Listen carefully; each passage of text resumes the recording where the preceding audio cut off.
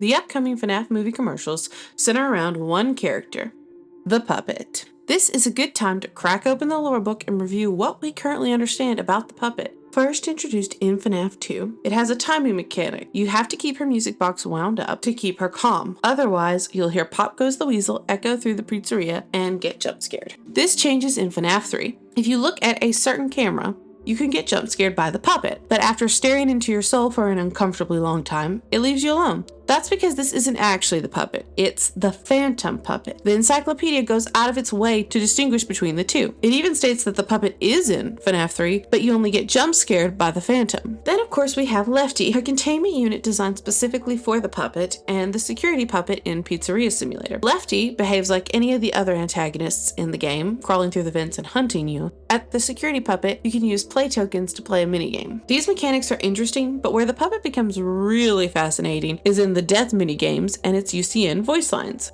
For anyone who doesn't know, most FNAF games have some sort of lore-heavy minigame. The puppet appears in several of them. In the FNAF 2 minigames, the puppet appears directly in 2 of the 4 games and even jump scares you in a 3rd. In Give Gifts, Give Life, the puppet tries to give gifts to who we assume are the victims of the missing children's incident. When the children don't respond, the puppet gives them animatronic heads, mirroring the cutscenes that play at the start of each FNAF 2 night. In the other minigame that it appears in, the puppet leads Freddy through the pizzeria, spelling out, "Help them," and "Save them." Fans have connected this to Abby's Fast Talker in the movie trailer because the voices are similar and the messages match.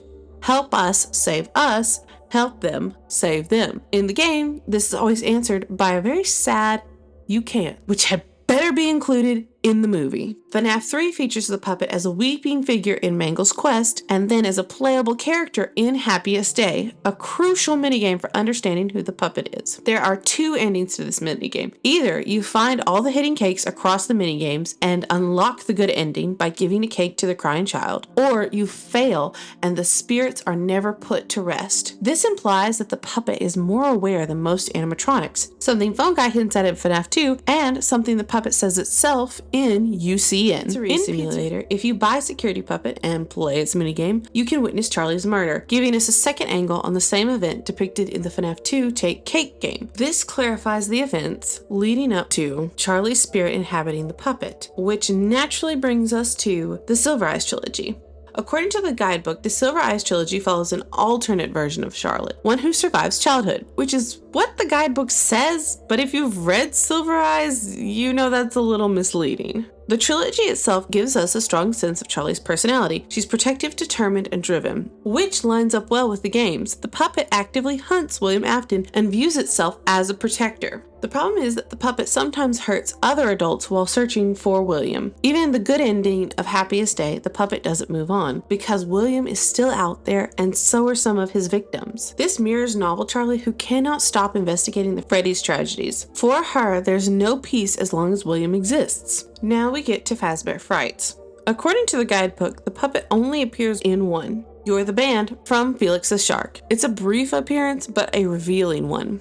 In that story, a young boy becomes possessed through an old Freddy mask. We watch from the mother's perspective as her son slowly becomes this other person, an angry one who doesn't trust adults. Then a mysterious man named Mike hangs around the house and a shadowy figure visits the boy at night. At the climax, the boy ends up performing on stage in an abandoned pizzeria. When his mother tries to intervene, black and white tentacles restrain her. The performance separates the spirit from the child.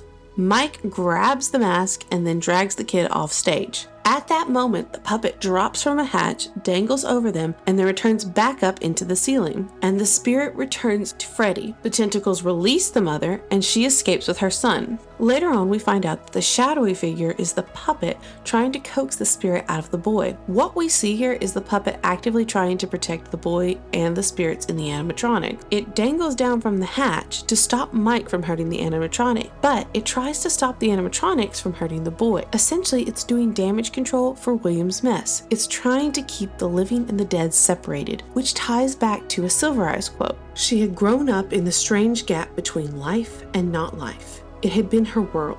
While there is only one direct appearance in Fazbear Frights, one of the characters' appearances remind me of the puppet, the Stitch Wraith's head, which comes from the real Jake doll.